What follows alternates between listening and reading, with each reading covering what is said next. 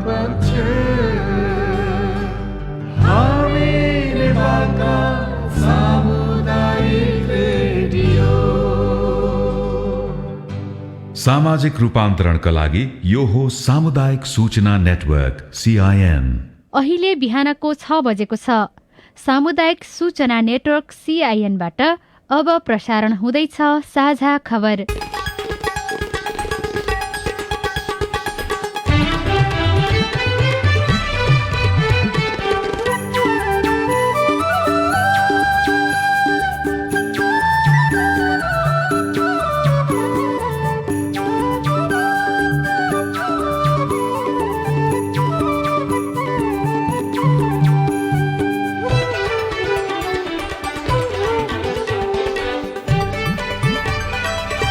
शुभ प्रभात। यो CIN को साझा खबर हो। स्नेहा कर्णसँगै लील प्रकाश चन्दको तपाईलाई स्वागत छ। सामुदायिक रेडियोबाट देशैभरि एकैसाथ प्रसारण भइरहेको साझा खबर CINखबर.com र मोबाइल एप CIN बाट पनि सुन्न सकिन्छ। आज 2078 साल असोज 5 गते मंगलबार, सेप्टेम्बर 21 तारिक सन् 2021, नेपाल सम्बत 1141 आश्विन कृष्ण पक्षको प्रतिपदा तिथि।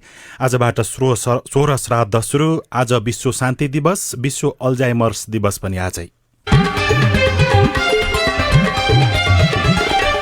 साझा खबरमा प्रमुख खबरका शीर्षकहरू। संघ र प्रदेश सरकारले पूर्णता नपाउँदा नीतिगत निर्णयमा समस्या। प्रतिनिधि सभाबाट बजेट पारित। भदौ 31 देखिको खर्चलाई समेत वैधानिकता दिइने। 30 जिल्लामा मात्रै कोरोनाका सक्रिय संक्रमित। मृत्युदर पनि घट्दै। नेपालले खरिद गरेको 10 लाख मात्रा कोभिसिल्ड खोप भारतबाट चाँडै आउने। पारिवारिक रेसिबीका कारण संखुवा सभा हत्या घटना। थप 4 जना पक्राउ। नतिजा रोकिँदा लोकसेवा आयोगका 30,000 परीक्षार्थी तनावमा। नेपाली व्यवसायीका 1000 भन्दा बढी कन्टेनर केरुङ र खासा नाकामै थन्किए। विश्वभर कोरोनाका कारण मृत्यु हुनेको संख्या 47 लाख नाग्यो। कम्बोडियाका 75%लाई खोप। अमेरिका र चीन सम्बन्ध सुधार नभए शीत युद्ध हुन सक्ने राष्ट्रसङ्घको चेतावनी। र AFC महिला एसियन कप 2022 छनौट अन्तर्गत नेपालले आज हङकङ विरुद्ध खेल्दै IPL क्रिकेटमा बेंगलोरमाथि कोलकाताको जित।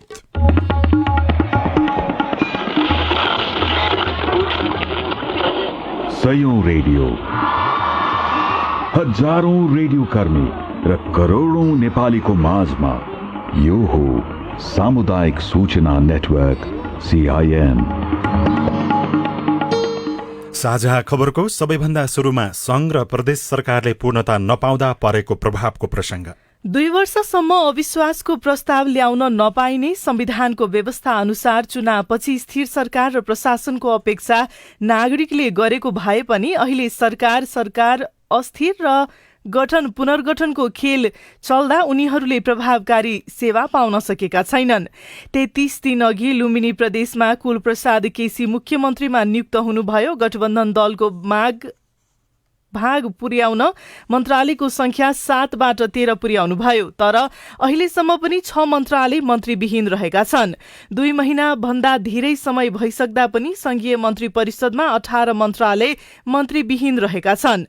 यसबाट सर्वसाधारण मात्रै होइन, मन्त्रालयका कर्मचारीहरूले पनि दैनिक सेवा लिन दिन समस्या भएको बताउन थालेका छन्। देशको विकास कार्यलाई पनि ठप्प परिरहेको छ। यो त काम गरेर खाने मान्छेहरूलाई पनि अब काम सञ्चालन नहुँदाखेरि तिनीहरूलाई पनि असर परिरहेको छ। मन्त्रालयहरू मन्त्रीविहीन हुनु, अब त्यहाँ जान पर्ने एजेन्डाहरू, त्यहाँ गर्नुपर्ने कामहरू रोकिनु भनेको त आम नागरिकको हिसाबले एकदम ठुलो दुर्भाग्य हो। त्यो कार्य सम्पादनको योजनाहरू बनाउँछौँ, छलफल गर्छौँ। हाम्रो बजेट कार्यक्रमै अहिले पास भएको छैन नि। त्यसो हुँदाखेरि कार्यक्रम सञ्चालन गर्ने, मोडालिटी कसरी गर्ने, के गर्ने भन्ने सम्बन्धमा साह्रै अभाव चाहिँ अहिले खड्केको छैन। मन्त्री नहुँदा नागरिक संघ संस्थाका व्यक्ति पटक पटक मन्त्रालय धाउन बाध्य छन् भने बक्यौता रकम नपाएका उखु किसानले आफ्नो समस्या सुनाउने मन्त्री समेत भेटाएका छैनन्। पार्टीगत र व्यक्तिगत स्वार्थका कारण दलहरू गैर जिम्मेवार भएको बताउनुहुन्छ नागरिक समाजका अगुवा देवेन्द्र राज पाण्डे। सरकारले नागरिकलाई छातीमा राखेर उनीहरूकै हकितको निम्ति काम गर्ने भन्ने मूल्य मान्यता विकसित हुँदैन नि। अब तबसम्म केन्द्रमा नि यस्तै हो, प्रदेशमा नि यस्तै हो। केपी ओली नेतृत्वको अघिल्लो सरकार हटाउन कांग्रेस, माओवादी केन्द्र, जनमोर्चा अनि जसपा र एमालेको तत्कालीन असन्तुष्ट पक्षको सहभागितामा विपक्षी गठबन्धन बनेको थियो। तर सर्वोच्चको परमादेशसँगै सत्तामा पुगे पनि मन्त्रालयको भागभण्डामा उनीहरू अझै मिल्न सकेका छैनन्। यसले नीतिगत निर्णयमा समस्या हुने बताउनुहुन्छ पूर्व मुख्य सचिव लीलामणि पौडेल। नीतिगत निर्णयमा ढिलो हुन्छ, किनभने नीतिगत निर्णय गर्नलाई मन्त्रीले हस्ताक्षर गर्नुपर्छ। विभागीय मन्त्रीको हैसियतले प्रधानमन्त्रीलाई सबै फाइलहरू अध्ययन गर्न समय हुँदैन। जरुरी पर्यो भने त त्यो पनि गर्छन्, तर अब चाहिँ अरू जरुरी नभएका भन्ने पेन्डिङ भएका कुराहरू ढिलो हुन सक्छ। अष्टलक्ष्मी शाक्य नेतृत्वमा बागमती प्रदेश सरकार पुनर्गठन भएको 1 महिना बित्यो भने 1 महिना पुग्ने लागेको पुनर्गठित सरकार प्रदेश 1 मा छ। तर कांग्रेस नेतृत्वको गठबन्धन दलका कारण दुवै प्रदेशको सरकारको आयु अनिश्चित छ। प्रतिनिधि सभाबाट चालू आर्थिक वर्ष 2078-79 को बजेट प्रतिस्थापन विधेयक पारित भएको छ। प्रतिनिधि सभाको बैठक हिजो शुरू भए लगत्तै प्रमुख प्रतिपक्षी दल नेकपा एमाले नाराबाजी गर्न शुरू गरेको थियो। तर नाराबाजीकै बीच सभामुख अग्निप्रसाद सापकोटाले बजेट प्रतिस्थापन विधेयक पारित भएको घोषणा गर्नुभयो। यो प्रस्तावको पक्षमा उनी मान्य सदस्यले हुन्छ भन्नुहोस्, यसको विपक्षमा हुने मान्य सदस्यले हुन्न भन्नुहोस्। हुन्छ भन्ने पक्षका मान्य सदस्यहरूको बहुमत भएकोले विनियोजन विधेयक 2078 बहुमतले पारित भएको घोषणा गर्दछु। बजेटमाथि उठेका प्रश्नहरूको जवाब दिँदै अर्थमन्त्री जनार्दन शर्माले सरकारको साझा न्यूनतम कार्यक्रम अनुसार नै बजेटलाई सामान्य हेरफेर गरिएको बताउनुभयो। मुख्य रूपले अध्यादेश मार्फत आएको बजेटलाई सामान्य परिमार्जन गरिएको र करिब 3% बजेट मात्रै हेरफेर गरिएको कुरामा जानकारी गराउन चाहन्छु। वर्तमान संयुक्त सरकारको साझा न्यूनतम कार्यक्रम कार्यान्वयनमा लैजान र अध्यादेश बजेटमा केही परिमार्जन सहित प्रतिस्थापन विधेयक पेश गरिएको हो। बजेट आकार घटाई यथार्थपरक र कार्यान्वयन योग्य बनाइएको छ। ऋणलाई पुँजी निर्माण र उत्पादनशील क्षेत्रमा मात्र परिचालन गरिने नीति अनुरूप वैदेशिक र आन्तरिक ऋणको अंश 37 अर्बले घटाएको छ। पूर्व अर्थ सचिव रामेश्वर खनालले भने राजनीतिक दलका कार्यकर्तालाई लाभ हुने गरी हिजो पारित भएको बजेटमा केही व्यवस्था गरिएको भन्दै खर्च गर्दा सावधानी अपनाउनु पर्ने बताउनु भएको छ। सीआईएनसँग कुराकानी गर्दै पूर्व अर्थ सचिव खनालले भन्नुभयो, स्वाभाविक रूपमा अघिल्लो बजेटमा अध्यादेशबाट ल्याएको बजेटमा चाहिँ राजनीतिक रूपमा चुनावमा लाभ हुने गरी आफ्नो निर्वाचन क्षेत्रमा तयारी नगरिएका, सम्भाव्यता अध्ययन नगरिएका कार्यक्रम आयोजनाहरू प्रस्ताव गरिएका थियो। अहिलेको बजेटमा पनि त्यस्ता चरित्रहरू देखिन्छन्। आफ्नो जुन वर्ग छ त्यो वर्गलाई अलिकति लाभ जस्तै भनौँ, अहिले तयारी नभएका कुनै पनि किसिमको काम नभएको अब श्रम सहकारीहरू खडा गरेर त्यस मार्फत 10 करोडको काम चाहिँ दिने भन्ने बित्तिकै श्रम सहकारी त नेपालमा अहिलेसम्म सधैँ छैन। त्यो हतारमा दिन लागि भने स्वाभाविक रूपमा त्यो चाहिँ आफ्ना कार्यकर्ताहरू, आफ्ना नजिकका आसेपासेहरूको सहकारी खडा गरेर अनि 10 करोड दिने, त्यसपछि अब त्यसको राजनीतिक लाभ चाहिँ प्राप्त गर्ने। यो अलिकति सानो हिस्सा चाहिँ दुवैतिर त्यो अध्यादेशबाट आएको बजेटमा पनि थियो, यसपालि आएको बजेटमा पनि थियो। आलोचना गर्नुपर्ने पक्षहरू पनि दुवैतिर बराबरै हुन्। अर्थमन्त्री जनार्दन शर्माले गएको भदौ 25 गते चालू आर्थिक वर्षका लागि 16 खर्ब 32 अर्ब 83 करोड रुपियाँको बजेट पेश गर्नुभएको थियो। सरकारले हिजो प्रतिनिधि सभाबाट पारित गरेको विनियोजन विधेयकले भदौ 31 देखि गरेको खर्चलाई समेत वैधानिकता दिने भएको छ। बजेट अध्यादेशको म्याद सकिएको दिनदेखि लागू हुने गरी विनियोजन विधेयक पारित गरिएको छ। संसद बैठकमा उपस्थित सांसदले बैठक भत्ता समेत नपाउने भएपछि भूत प्रभावी कानून बनाउन सत्तापक्षीय सांसद एकमत भएका हुन्। यस अघिका संसदबाट पारित विधेयक प्रमाणीकरण भएको दिनदेखि लागू हुने गरेको थियो। नेपालमा पछिल्लो समय कोरोनाका नयाँ संक्रमित थपिनेको संख्यामा कमी आएसँगै सक्रिय संक्रमितको संख्या पनि घट्न थालेको छ। एक साता अघि 32 जिल्लामा सक्रिय संक्रमित रहेकोमा हाल 30 जिल्लामा मात्रै सक्रिय संक्रमित रहेका छन्, जसमा देशभरका 47 जिल्लामा शून्य संक्रमित रहेका छन्। 30 जिल्लामा गरी हाल देशभर सक्रिय संक्रमितको संख्या 22,323 रहेको छ। संक्रमण दर घट्यो भनेर लापरवाही नगर्न डाक्टरहरूले बताउँदै आएका छन्। सीआईएनसँग कुराकानी गर्दै डाक्टर अनुप सुवेदीले सीआईएन मार्फत सबैलाई आग्रह गर्दै भन्नुभयो, सरकारले स्कुल पनि खोल्न दिने भन्ने खालको नीतिगत निर्णय गरेर कति ठाउँमा खुल्न पनि थालिसक्यो। यसो भएपछि चाहिँ अब संक्रमितको संख्या त फेरि बढ्छ नै। पोहोरभन्दा केही तुलनात्मक रूपमा बढी मान्छे संक्रमित भएको कारणले केही सुरक्षित चाहिँ छौँ होला, तर यसपालिको यो भाइरस चाहिँ फेरि पोहोरभन्दा धेरै गुणा बढी खतरनाक पनि छ। यो कारणले अब ढुक्क भए हुन्छ, अब जनस्वास्थ्यका नियमहरू पालन गर्नु पर्दैन, भिडभाड गरिरहे हुन्छ भनेर सोच्नु चाहिँ एकदम ठुलो मूर्खाइ हुन्छ। भारतले कोभिड-19 विरुद्धको खोप निर्यातमा 10 दिनपछि अर्थात अक्टोबरदेखि सुचारू गर्ने जानकारी गराएको छ। भारतीय स्वास्थ्य मन्त्री मनसुख माण्डव्यले हिजो नयाँ दिल्लीमा यो बारेमा जानकारी दिनुभएको हो। भारतको निर्णयसँगै नेपालले खरिद गरेको र ल्याउन बाँकी रहेको 10 लाख मात्रा कोभिसिल्डको खोप पनि अक्टोबरबाट नेपाल आउने सुनिश्चित भएको छ।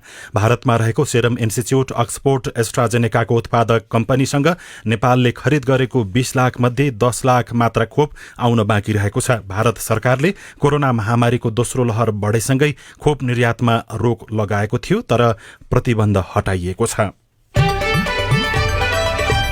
संखुवा सभाको मादी नगरपालिका 1 उमलिङ खोला गाउँमा गत भदौ 21 गते भएको एकै परिवारका 6 जनाको हत्यामा संलग्न थप 4 जनालाई प्रहरीले सार्वजनिक गरेको छ।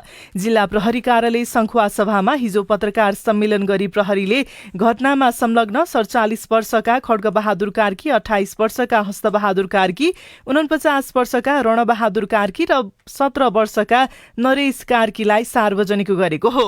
सीआईएनसँग कुराकानी गर्दै संघीय प्रहरी कार्यालयका प्रहरी उपरीक्षक भीम दाहालले उनीहरूले अपराध स्वीकार गरिसकेकाले अब कानूनी कार्यवाहीको प्रक्रिया शुरू भएको बताउनुभयो। अहिले हामीले अस्ति एकजना हामीले सार्वजनिक गर्यौं। त्यसको थप अनुसन्धान भइरहेको थियो। अरू 4 जना घटनास्थलमा प्रत्यक्ष रूपमा संलग्न मान्छे पक्राउ परेका छन्। कारबाहीको दायरामा लिएर आएका छौं र बाँकी थप अरू कुराहरूको पनि अनुसन्धान हुँदैछ। यसमा अपराध पुष्टि भएपछि कर्तव्य ज्ञान अन्तर्गत हामीले कारबाही प्रक्रिया अगाडि बढाएका छौं। अब यो चाहिँ अनुसन्धानकै क्रममा छ। अब बाँकी न्यायालयमा हुन्छ यो कुराहरू। तर अहिलेसम्म चाहिँ घटना सम्बन्धी उहाँहरूले पनि कन्फेस गरेको र आवश्यक अनुसारको यथेष्ट प्रमाण पनि हामीसँग संकलन भइसकेको अवस्था छ। निरन्तरको अनुसन्धानका क्रममा थप तथ्यहरू फेला पार्न सफल भएको प्रहरीले दावी गरेको छ।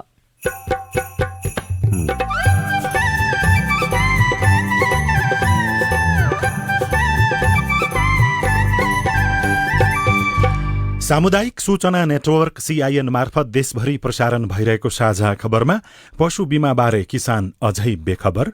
नेपाल सरकारको कुनै कर्मचारीले त्यो भन्दाखेरि हाम्रो समूह सहकारी कहीँ पनि यस्तो चाहिँ जानकारी गराएको छैन अहिलेसम्म।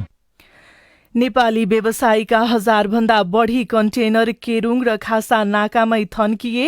विश्वभर कोरोनाका कारण मृत्यु हुनेको संख्या 47 लाख नाघ्यो लगायतका खबर बाँकी नै छन्। सीआईएनको साझा खबर सुन्दै गर्नुहोला। कोभिड-19 महामारीको समयमा महिलाहरूको महिनावारी सरसफाई व्यवस्थापन सम्बन्धी जानकारी। महिला तथा किशोरीहरूले घरमै बनाएको कपडाको प्याड होस् वा बजारमा किनेको प्याड जुन प्रयोग गरे पनि सरसफाईमा ध्यान दिनुपर्दछ। घरमै उपलब्ध सुतीको कपडाबाट पुनर्प्रयोग गर्ने प्याड बनाउन सिकेमा प्याड किन्नुपर्ने वा एकपटक प्रयोग गरेर फालिहाल्नुपर्ने चिन्ता हुँदैन। प्रयोग गरेपछि साबुन पानीले मिची हात धुनुपर्छ र प्रत्येक 4 घण्टामा नयाँ प्याड परिवर्तन गर्नुपर्छ। खास गरी महिनावारी भएको बेलामा दैनिक नुहाउने र सफा कपडा लगाउने गर्नुपर्छ। पुनः प्रयोग गर्न मिल्ने प्याडको प्रयोग गर्नुहुन्छ भने त्यसलाई प्रयोगपछि साबुन पानीले राम्ररी धोएर घाममा सुकाउनुपर्छ। सुकिसकेपछि सफा ठाउँमा राख्नुपर्छ र अर्को महिना प्रयोग गर्नु अगाडि फेरि घाममा सुकाएर प्रयोग गर्नुपर्छ। कोभिड-19 को महामारीको बेलामा त महिनावारी सरसफाइमा अझ बढी ध्यान दिनुपर्छ। महिलामा हुने महिनावारी एउटा प्राकृतिक शारीरिक प्रक्रिया हो। यसप्रति गर्व र यसलाई सम्मान गरौं। महिनावारी बारे खुलेर सकारात्मक कुरा गरौं। एसएनभी नेपालद्वारा जनहितमा जारी सन्देश। थप जानकारीका लागि एनटिसी प्रयोगकर्ताहरूले 32100 मा कल गर्न सक्नुहुनेछ। सुजन, तिमीले कोरोना विरुद्धको खोप लगायौ त? छैन नि, यतिन्जेल त लाइएन। खै के गर्ने भइरहेछ। लौ, कस्तो कुरा गरे हो? यस्तो रोगलाई पनि निम्तो दिएर बस्ने हो त? खोपले एक त कोरोना संक्रमण हुनबाट बचाउँछ, फेरि केही गरी कोभिडको संक्रमण भइहाले पनि जटिलता हुनबाट पनि बचाउँछ। त्यो त सुन्या हो, तर सर केही होइन। खोप लगाएर ढुक्क भएर सुरक्षित भएर आफ्नो पढाइ, व्यवसाय, उज्जवल भविष्य सोच्ने बेलामा खोप लगाऊ कि नलगाऊ भनेर पो सोचेर बस्या रहेछ। ऊ त्यो आइरहेकी सबी होइन? ओ सबी, हामीलाई नहेरी कता हिँड्या हो? ए तिमीहरू पो? म त पूर्ण खोप लगाएको जानकारी दिने डिजिटल विधि क्युआर कोडको लागि अनलाइन दर्ता गरी क्युआर कोड समेत पाइसके। म त पढाइको लागि विदेश जाने भएँ नि। खोप लगाएकोले यात्रा गर्न सहज भयो र सबैभन्दा महत्त्वपूर्ण कुरा, खोप लगाएकोले मेरो जीवन सुरक्षित छ र रोगबाट मर्ने सम्भावना कमसेकम नगन्य जस्तै भयो। धन्न, बेलैमा आफ्नो पालोमा खोप लगाइछस्। जे होस्, खोपले स्वास्थ्य मात्र होइन तेरो सपना पनि बचायो। हो नि। ल पछि भेटौँला है। ओहो विनिता, सबैले त मलाई छ्याङ्गै बनाइदिए। खोपले त स्वास्थ्यसँगै अरू कुरालाई पनि फाइदा पुर्याउँदो रहेछ है। अब त म पनि खोप लगाउने हो, भविष्यको सपना सजाउने हो। कोभिड विरुद्ध खोप लगाऊ, आफ्नो स्वास्थ्य र सपना दुवै जोगाऊ। नेपाल सरकार स्वास्थ्य तथा जनसङ्ख्या मन्त्रालय, राष्ट्रिय स्वास्थ्य शिक्षा, सूचना तथा सञ्चार केन्द्र र सेभ द चिल्ड्रेनद्वारा जनहितमा जारी। सामाजिक रूपान्तरणका लागि यो हो सामुदायिक सूचना नेटवर्क CIN। तपाईँ अहिले देशभरिका सामुदायिक रेडियो CIN खबर.com र मोबाइल एप CIN-बाट एकैसाथ साझा खबर सुन्दै हुनुहुन्छ। अब बाँकी खबर। नेपाल राष्ट्र ब्याङ्कले हिजोबाट नयाँ नोट साट्न पाउने व्यवस्था शुरू गरेको छ। एकजना व्यक्ति बराबर 18,500 रुपियाँसम्म नोट साट्न पाउने व्यवस्था गरिएको ब्याङ्कको भनाइ छ। नयाँ नोट काठमाडौँका 270 वाणिज्य ब्याङ्कबाट वितरण हुने नेपाल राष्ट्र ब्याङ्कका सूचना अधिकारी नारायण प्रसाद पोखरेलले CIN-लाई जानकारी दिनुभयो। सबै वाणिज्य ब्याङ्कहरूले आफ्ना कम्तीमा 10वटा शाखाहरूबाट सटै सुविधा उपलब्ध गराउनुहुन्छ।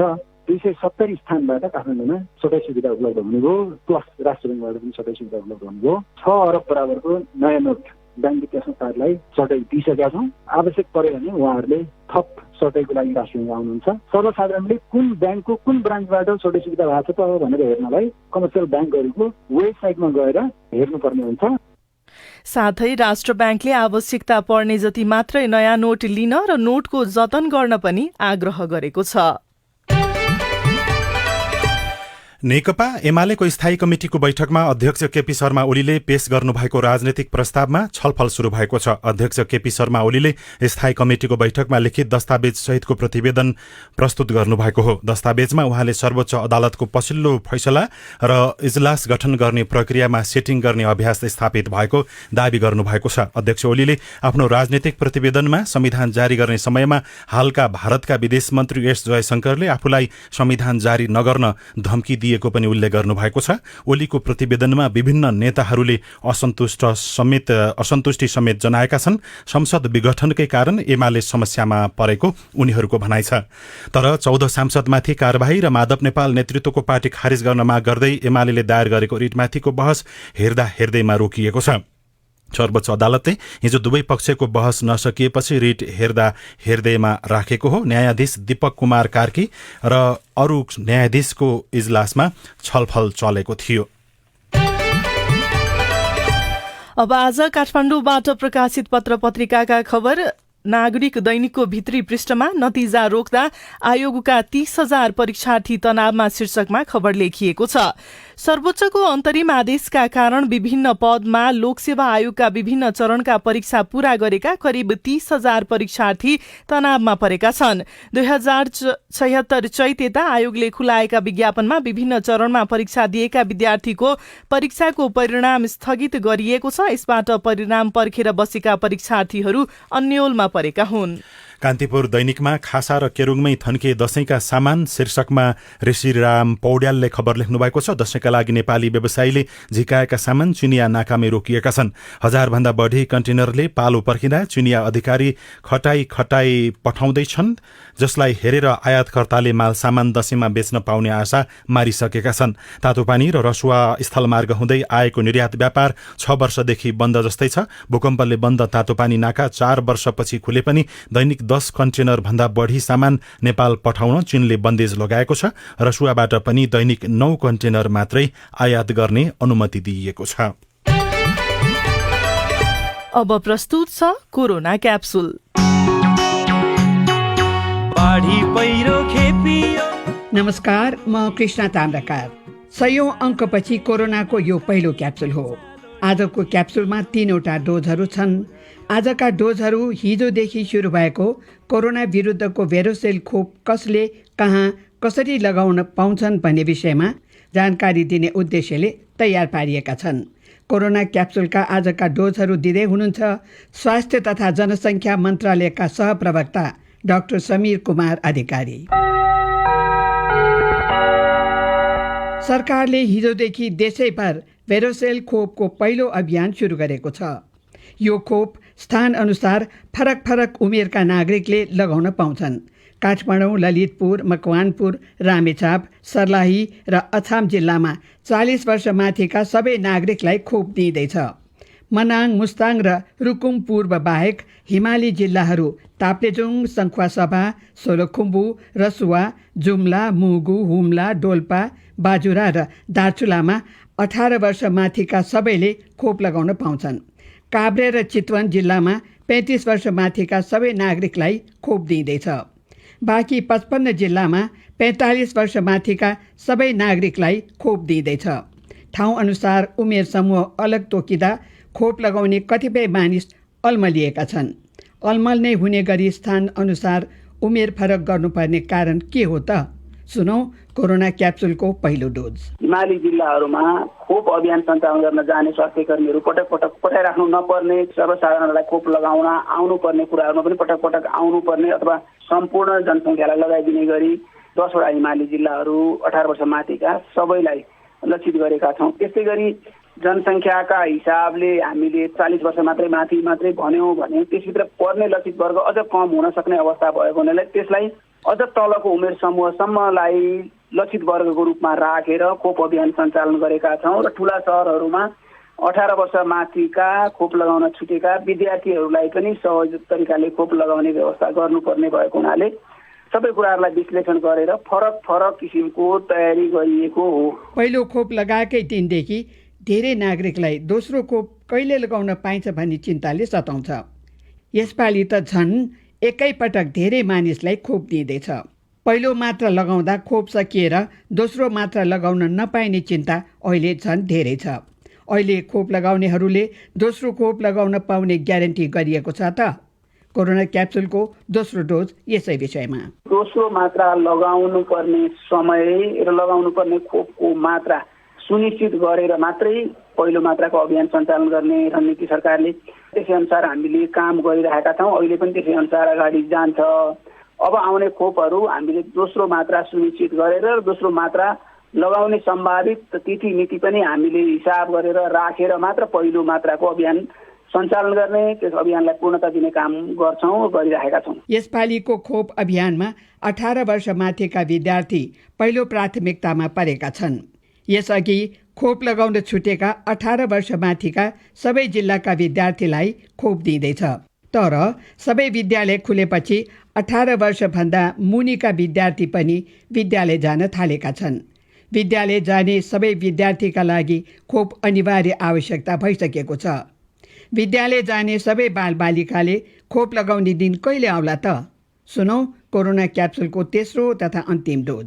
हामीले 12 देखि 18 वर्षको उमेर समूहका बालबालिकाहरूका लागि खोप ल्याउने गरी तयारी गरेका छौँ। सम्भवतः हामीले उस माघसम्ममा त्यो खोपहरू ल्याएर लगाउने काम सुरु गर्न सक्छौँ। चैतभित्रमा सबैलाई खोप लगाइसक्ने जुन लक्ष्य लिएर काम गरिरहेका छौँ त्यसै अनुसार त्यो खोपहरू आउँदै जान्छ र हामीले 12 वर्षभन्दा माथिका सबैलाई खोप लगाइसक्ने हाम्रो लक्ष्य छ। त्यो चाँडै प्राप्ति हुन्छ हामीले लिएको लक्ष्य अनुसार समयावधिभित्र। आजको क्याप्सुलका डोजहरूका लागि स्वास्थ्य तथा जनसङ्ख्या मन्त्रालयका सहप्रवक्ता डाक्टर समीर कुमार अधिकारीलाई धन्यवाद र कोरोना क्याप्सुल सुन्नुभएकोमा तपाईँलाई पनि धन्यवाद। लौ त कोरोनाको अर्को क्याप्सुलमा फेरि भेटौँ।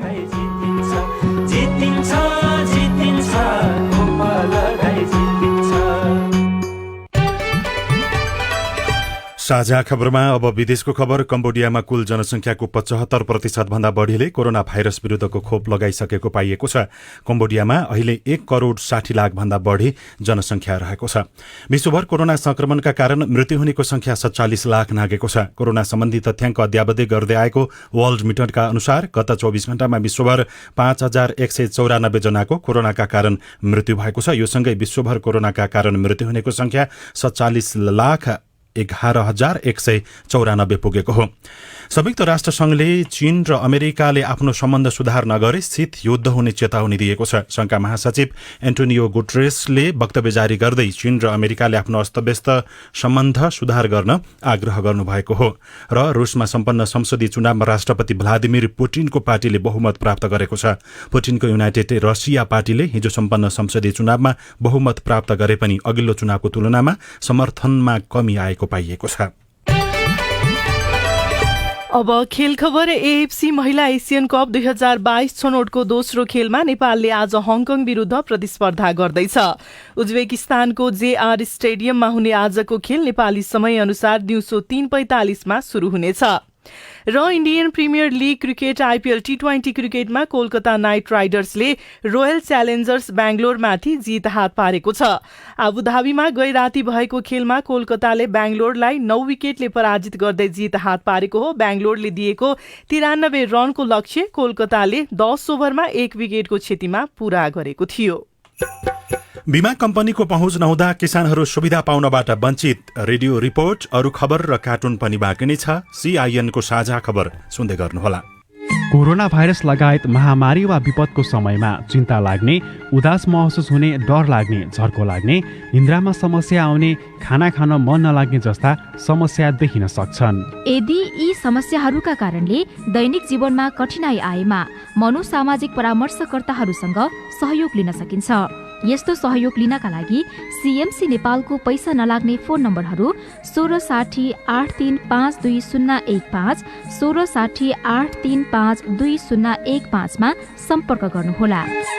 CBM को आर्थिक सहयोगमा CMC नेपाल र CIN द्वारा जनहितमा जारी सन्देश। सामाजिक रूपान्तरणका लागि यो हो सामुदायिक सूचना नेटवर्क CIN। साझा खबरमा अब किसानका लागि ल्याइएको कृषि बीमाको प्रसंग। कृषि क्षेत्रमा आबद्ध किसानलाई सघाउ पुर्याउने उद्देश्यका साथ सरकारले कृषि बीमा कार्यक्रम ल्याएको 7 वर्ष पूरा भयो। यस अवधिमा देशभर 3010 जनाले मात्रै कृषि बीमा गराएका छन्। व्यावसायिक कृषिमा किसानको आकर्षण छ, तर कृषि बीमा बारे जानकार छैनन्। सरकारको तथ्याङ्क अनुसार देशभरको जनसङ्ख्या मध्ये लगभग 63% नागरिक कृषि प्रणालीमा आबद्ध छन्। त्यसमध्ये 2% पूर्ण र 18% अर्ध व्यवसाय गरी 20% नागरिक व्यावसायिक रूपमा कृषिको काम गर्छन्। तर त्यसमध्ये जम्मा 7300 किसानले मात्रै बीमा गराएका छन्। व्यावसायिक रूपमा कृषि पेसामा संलग्न भएका किसानले पनि बीमा किन गराउँदैनन्?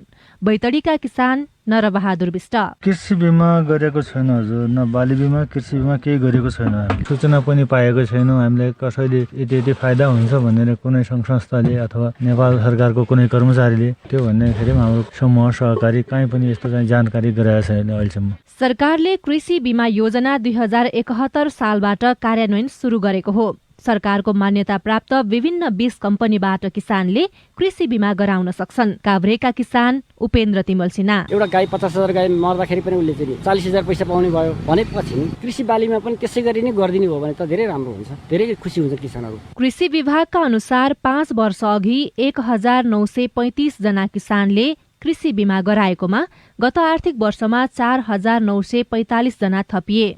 बीमा गर्ने मध्ये लगभग 6% मात्रै कृषि बीमा गराएका छन् भने बाँकी 94%ले पशु बीमा गराएका छन्। राष्ट्रिय किसान आयोगका अध्यक्ष डाक्टर प्रेम प्रसाद दंगाल बीमा कम्पनीको पहुँच नपुगेका कारण किसानहरू बीमाको प्रक्रियाबाट छुटिरहेको बताउनुहुन्छ। बीमा समिति, राष्ट्रिय बीमा संस्थान, अरू कम्पनीहरू छन्, तिनीहरूले चाहिँ समन्वय गरेर किसानहरूको घर घरमा पुर्याउने प्रक्रिया सहज गर्ने गराउने, डकुमेन्टेसन पनि चाहिँ थोरै भए पुग्ने, त्यसो खालको चाहिँ प्रक्रिया अवलम्बन गर्नु पर्यो। अनि हो भने किसानहरू आकर्षित भइहाल्छ। बीमा गरेको बाली नोक्सान भएको खण्डमा 3 दिनभित्र किसानले बीमा अभिकर्ता वा कृषक समूह सदस्य संस्थाको प्रतिनिधिलाई जानकारी गराउनुपर्छ। 15 दिनभित्रमा प्राविधिकबाट प्रमाणित गराएको प्रमाणपत्र, सकल बीमा लेख र सरजमिन मुचुल्का पेश गरेपछि 1 महिनाभित्र क्षतिपूर्ति पाउन सकिन्छ। तर किसानले बीमा रकम सजिलै पाउँदैनन्। किन? कृषि तथा पशुपन्छी विकास मन्त्रालयका प्रवक्ता प्रकाश कुमार सञ्जेल: दायी भुक्तानीमा केही समस्याहरू उठेको बिचमा अलिकति प्राविधिकहरूको समस्या कुराहरू पनि बीमा समितिबाट आउने गरेको छ। कोष व्यवस्थापन समितिको बैठकमा छलफलहरू भएको छ र यसको सबै दायी भुक्तानीसम्मको प्रक्रियालाई एउटा डिजिटल सफ्टवेयर बेस्ड बनाउनको लागि हामीले बीमा समितिलाई निर्देशन भइसकेको छ र उहाँले त्यो सफ्टवेयर पनि बनाउने क्रममा हुनुहुन्छ। सरकारले प्रतिस्थापन विधेयक मार्फत ल्याएको चालु आर्थिक वर्षको बजेटमा कृषिका लागि 49 अर्ब 5 करोड 16 लाख रकम छुट्याएको छ। चालु आर्थिक वर्षमा पनि सरकारको प्राथमिकतामा कृषि बीमा परेको छ, तर कृषि बीमा गराउने किसानहरू भने नगण्य मात्रामा छन्। सुशीला श्रेष्ठ, CIN काठमाडौँ। अब केही खबर संक्षेपमा। बागलुङको जोमिनी नगरपालिका 7 जैदीमा चट्याङ लागेर एकजनाको मृत्यु भएको र अरू 3 जना घाइते भएको रेडियो शालिग्राम पर्वतबाट रोशन तिवारीले खबर पठाउनु भएको छ। र क्रियाशील सदस्यता विवादले कांग्रेसमा 6औं पटक कार्यतालिका प्रभावित हुने भएको छ। कांग्रेस महाधिवेशन कार्यतालिका प्रभावित भएपछि 13 जिल्लाको अधिवेशन अझै अनिश्चित बनेको छ। तर 20 मध्ये आज 7 जिल्लामा वडा अधिवेशन हुँदैछ। हामी साझा खबरको अन्त्यमा आइपुगेका छौं। सामुदायिक रेडियो प्रसारक संघद्वारा सञ्चालित CIN को बिहान 6 बजेको साझा खबर सक्नु अघि मुख्य खबर फेरि एकपटक। संघ र प्रदेश सरकारले पूर्णता नपाउँदा नीतिगत निर्णयमा समस्या। प्रतिनिधि सभाबाट बजेट पारित। भदौ 31 देखिको खर्चलाई समेत वैधानिकता दिइने। 30 जिल्लामा मात्रै कोरोनाका सक्रिय संक्रमित। मृत्युदर पनि घट्दै। नेपालले खरिद गरेको 10 लाख मात्रा कोभिसिल्ड खोप भारतबाट चाँडै आउने। पारिवारिक रिसिभीका कारण सङ्खुवा सभा हत्या घटना। थप 4 जना पक्राउ। नतिजा रोकिँदा लोकसेवा आयोगका 30,000 परीक्षार्थी तनावमा। विश्वभर कोरोनाका कारण मृत्यु हुनेको संख्या 47 लाख नाग्यो। कम्बोडियाका 75% नागरिकलाई खोप। अमेरिका र चीनबीच सम्बन्ध सुधार नभए शीत युद्ध हुन सक्ने राष्ट्रसङ्घको चेतावनी। र AFC महिला एसियन कप 2022 छनौट अन्तर्गत नेपालले आज हङकङ विरुद्ध खेल्दै। साझा खबरको अन्त्यमा कार्टुन हामीले नेपाल समाचार पत्र दैनिकमा राजेश मानन्धरले बनाउनु भएको कार्टुनलाई लिएका छौं। यहाँ व्यङ्ग्य गर्न खोजिएको छ सरकारले पूर्णता पाउन सकेको छैन। कोरोना संक्रमण त्यसैगरी अरू विभिन्न काम कारबाहीहरूमा पनि राम्रोसँग काम हुन नसकेको भनेर आलोचना भइरहेको छ। प्रधानमन्त्री जस्ता देखिने व्यक्ति 2वटा हात फिजाउँदै कतै हिँडिराखेको जस्तो देखाइएको छ। अगाडिपट्टि कोरोना भाइरस पनि छ र पछाडिपट्टि केही कुखुराहरू दौडिराखेका छन्। माथि चाहिँ यस्तो लेखिएको छ, ज्वरो आयो बौलाउने प्रमको पिलोले, गाड्यो मलाई 5 दलको दलदलले हिलोले, डुब्छु कि म नेकासँगै खौलामा, झुन्डिन मन लाग्यो फेरि ओलीकै दौरामा। हवस् त प्राविधिक साथी सुनिल राज भारतलाई धन्यवाद। अहिलेलाई लील प्रकाश चन्द र स्नेहा कर्ण बिदा भयौं। तपाईको आजको दिन शुभ होस्। नमस्कार। यसपछि देशभरिका सामुदायिक रेडियोबाट कार्यक्रम हाम्रो घर हाम्रो पाठशाला प्रसारण हुनेछ। सुन्ने प्रयास गर्नुहोला।